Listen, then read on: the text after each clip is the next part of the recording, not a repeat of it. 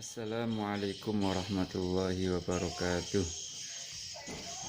Bismillahirrahmanirrahim. Alhamdulillahi rabbil alamin. Wassalatu wassalamu ala sayyidina wa dhukhirna maulana Muhammadin sayyidil anbiya wa imamil mursalin wa ala alihi wa sahbihi ajma'in, amma ba'du. Bagaimana kabarnya anak-anakku sekalian? Selamat sore. Selamat menjalankan ibadah puasa. Semoga amal ibadah kita diterima di sisi Allah Subhanahu wa taala. Amin Allahumma amin. Masih seputar tema hari ini, yaitu tauhid. Tadi disebutkan, diterangkan bahwa Allah mempunyai sifat wajib 20, sifat muhal 20. Yang pertama yaitu sifat wujud, dan setiap perkara yang wujud atau maujud atau ada pasti bisa dilihat. Setiap perkara yang wujud pasti bisa dilihat. Lalu pertanyaannya adalah, kenapa Allah nggak bisa dilihat di dunia? Karena di mata kita masih ada hijab, ada penghalang. Allah berfirman di dalam surat Al-Baqarah ayat 186, A'udzubillahi minasyaitonirrajim, wa idza sa'alaka ibadi 'anni fa inni qarib ujibu da'watad da'i idza da'an ujibu da'watad da'i idza da'an wa idza sa'alaka ibadi, dan apabila hamba-hambaku bertanya kepada engkau Muhammad, Ani, tentang aku, fa inni qarib, maka jawablah bahwa aku ini sangat dekat. Qarib, sangat dekat. Sesuatu yang sangat dekat maka tidak bisa kita lihat. Coba kalian ambil buku, kemudian yang ada tulisannya, kemudian tulisan itu atau buku itu kamu tempelkan di tepat di depan mata sampean seperti ini.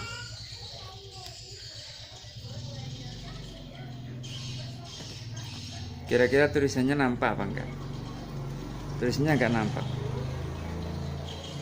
karena sangat dekatnya. Demikian pula Allah sangat dekat, bahkan aqrabu min hablil warid, lebih dekat daripada urat leher kita. Namun demikian, kelak di hari kiamat, di alam baka sana, di alam bako, di akhirat, Allah dapat dilihat.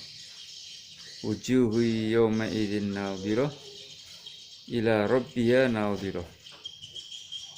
Wajah-wajah pada hari itu ada yang bersinar, dan wajah-wajah pada hari itu bisa memandang zat Allah Subhanahu wa taala. Bahkan memandang Allah Subhanahu wa taala kelak di surga itu merupakan nikmat yang paling nikmat yang paling enak. Nikmat apapun di surga, bidadari misalnya, kalah semua dengan nikmat yang berupa memandang zat Allah Subhanahu wa ta'ala. Jadi saya ulangi lagi, kenapa Allah wujud tapi di dunia belum bisa dilihat? Karena Allah sangat dekat dengan kita. Di dunia belum bisa dilihat, karena kalau Allah bisa dilihat kita nggak akan mampu. Nabi Musa alaihissalam pun nggak mampu ketika bermuajah meminta kepada Allah, bermunajat minta kepada Allah, akan mukalamah dengan Allah, Nabi Isa nggak kuat, Nabi Musa nggak kuat. Kemudian tadi ada yang bertanya juga tentang syariat Nabi kita itu, bahwa syariat Nabi kita itu menasakh atau menghapus syariat-syariat nabi-nabi yang lain. Ini kita harus bersyukur sekali menjadi umat Nabi Agung Muhammad SAW, di mana syariat Nabi Agung Muhammad SAW ini merupakan syariat yang sangat mengasihi sekali. Syariat Nabi kita ini sangat mudah, sahlan wa samhan, mudah, rahmah, dan kasih sayang sangat besar sekali kepada kita. Ada sebuah keterangan bahwa dulu zaman Nabi Musa alaihissalam itu kalau sesuatu terkena najis maka harus dipotong. Fa idza asabat an-najasah thawba ahadihim fa innahu alaihi ayaqta'ahu. Ketika najis menyentuh atau mengenai baju salah satu di antara mereka, umat Nabi Musa, ini baju itu yang terkena najis itu harus dipotong. Untuk disucikan harus dipotong. Tapi cukup dalam syarat Nabi kita Agung Nabi Muhammad SAW, kalau baju kita, sarung kita terkena najis, cukup dicuci. Diterangkan dalam hadis Bukhari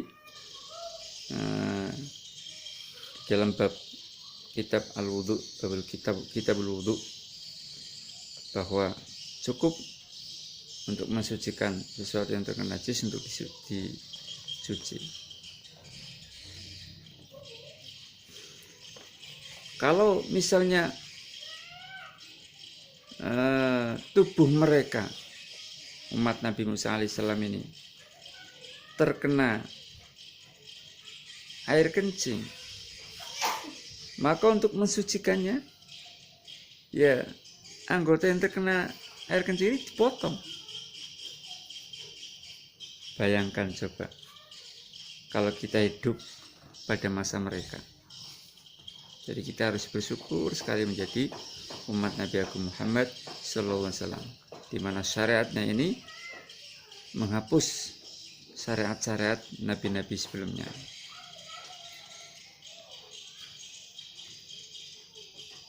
Termasuk juga bahwa ketika mereka umat Nabi Musa alaihissalam ini, yang perempuan terutama lagi haid, ini suaminya nggak boleh makan bareng. Adamu mu'akalatil haid, tiadanya makan bersama dengan wanita yang haid. Bayangkan,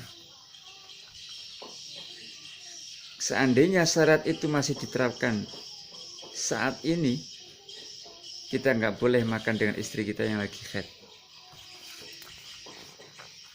Tapi syariat Nabi kita memperbolehkan.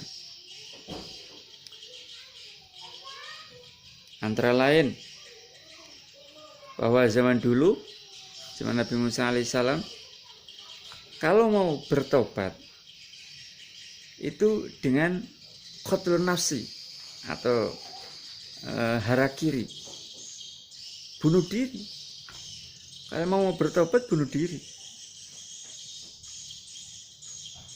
Disebutkan dalam surat Al-Baqarah ayat 54, Allah berfirman, fatubu ila barikum faqtulu anfusakum.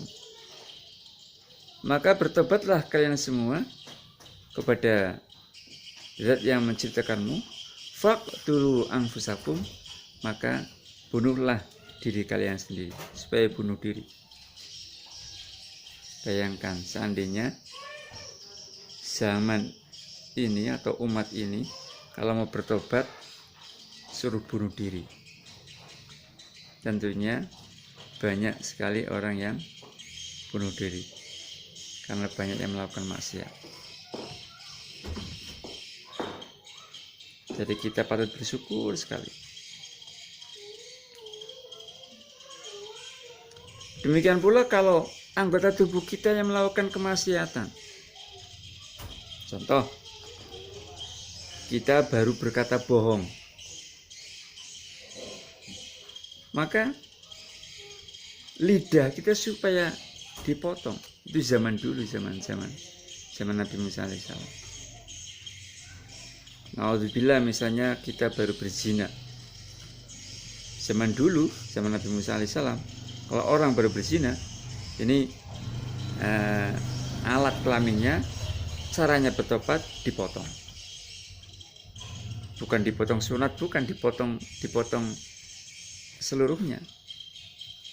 Bayangkan coba seandainya zaman sekarang masih seperti itu. Misalnya mata kita baru melihat wanita lain, wanita ajnabiyah, mar'ah ajnabiyah, wanita yang bukan mahram. Maka caranya bertobat dicolok itu mata. Bayangkan seandainya kok umat Muhammad kok seperti itu, mata kita semua akan buta, karena setiap hari kita disodori kemaksiatan di depan kita.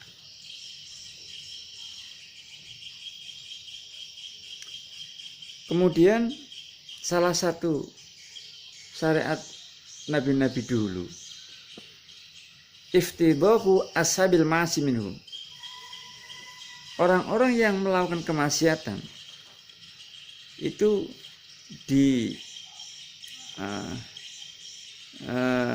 bahasa Jawanya itu dioleh-olehno. Apa bahasa Indonesianya itu?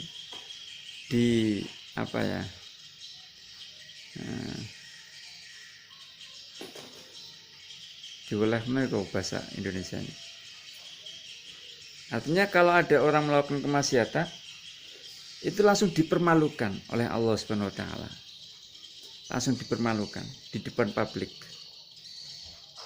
Jadi misalnya ya, dulu zaman Bani Israel itu, kalau salah satu melakukan dosa, maka ditulisnya di paginya di pintu rumahnya tertulis fulan fa'ala kadza wa kadza.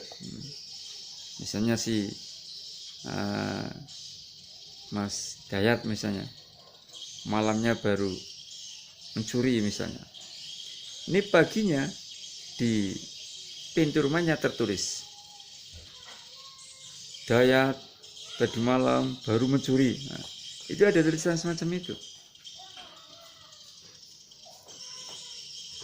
Misalnya ada yang berzina malamnya, paginya di pintu rumahnya tertulis si fulan, si anu tadi malam baru berzina.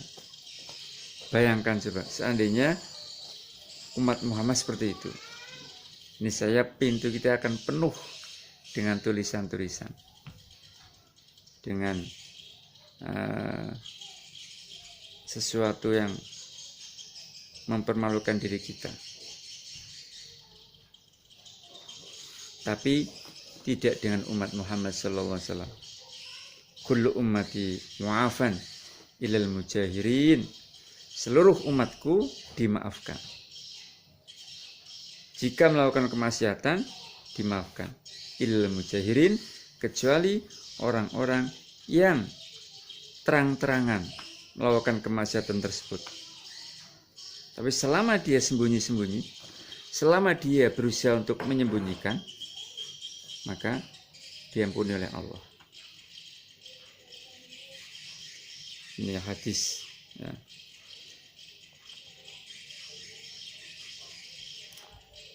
Zaman dulu juga ketika kita baru dalam hati baru tersirat dalam hati melakukan hal yang buruk, maka disiksa. Tapi tidak dengan umat Muhammad SAW.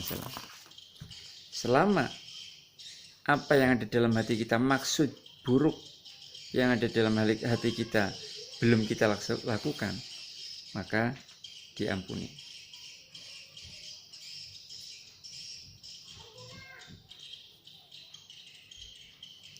Kemudian ketika zaman dulu ini juga ta'un menjadi azab, wabah menjadi azab. At-ta'un azabun alal umam as-sabiqah. Ta'un atau wabah itu merupakan siksaan, azab bagi umat-umat dahulu. Waqad akhbarana sallallahu alaihi wasallam annahu kana risan wa adzaban ursila ala taifatin min bani Israil wa ghairihim. Dalam sebuah hadis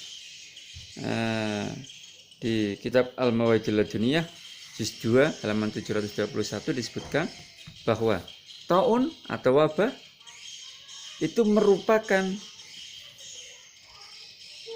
najis, merupakan siksaan yang diutus oleh Allah untuk sekelompok dari Bani Israil dan yang lain dari umat-umat dahulu. Amma hadil ummah fa innallah ja'alahu rahmatan bihim wa syahadatan lahu. Tapi kalau umat ini seandainya ada wabah, seandainya ada taun, maka taun ini bukan menjadi azab, tapi menjadi rahmat dan menjadi mati syahid. Jadi misalnya umat Muhammad terkena wabah, meninggal syahid. Tapi kalau zaman dahulu terkena wabah, azab itu, bukan syahid tapi azab. Oleh karena itu kita patut bersyukur sekali menjadi umat Nabi Muhammad SAW, umat yang paling baik karena nabinya adalah nabi yang paling baik.